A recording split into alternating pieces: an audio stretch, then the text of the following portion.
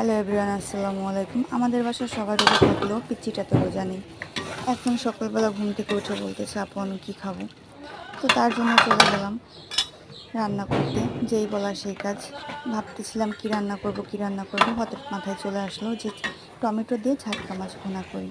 তো যেই বলা সেই কাজ, চলে গেলাম টমেটো নিয়ে আর ঝাটকা মাছ নিয়ে। ঝাটকা মাছ দিয়ে টমেটো ভুনা, লাল লাল ঝাল ঝাল করে ভুনা করলাম, সাথে ধনিয়া পাতা। আমার মতো কে কীরকমভাবে ভুনা করেন অবশ্যই জানাবেন।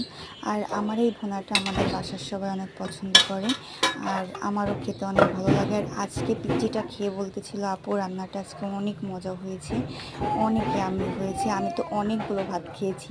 শুনে অবশ্য খুব ভালো লাগলো যে আমার রান্নার প্রশংসা হয়েছে। আসলে সব কাজের শেষে যখন প্রশংসাটা পাওয়া যায় তখন নিজের কাছে অনেক ভালো লাগে। অনেক মনে হয় যে সব কষ্ট এক নিমিষেই চলে গেছে। আমার মতো কে কে এরকমভাবে রান্না করেন আর বাচ্চাদেরকে খাওয়ান অবশ্যই বলবেন।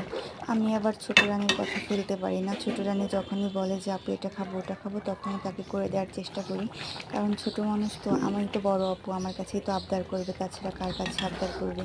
এটাই ভেবে সে হাজার কষ্ট হলেও করে। সারাদিন রোজা থাকার পর এই যে ছোটো বোন বলতেছিল, তাই চলে গেলাম রান্না করতে।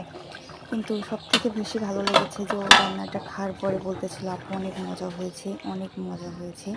এতবার বলতেছিল যে বলার বাহিরে, যে আমার ওর কথাটা শুনেই মনে হচ্ছে যে আমার রান্নার স্বাদটা অন্যরকম হয়ে গেছে। সবসময় বলতেছিল, মানে খাওয়ার পর থেকেই বলতেছিল, আপু রান্নাটা অনেক মজা হয়েছে, অনেক মজা হয়েছে।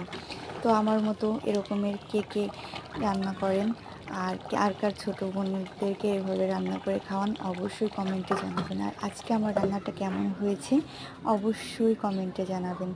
আল্লাহ হাফিজ।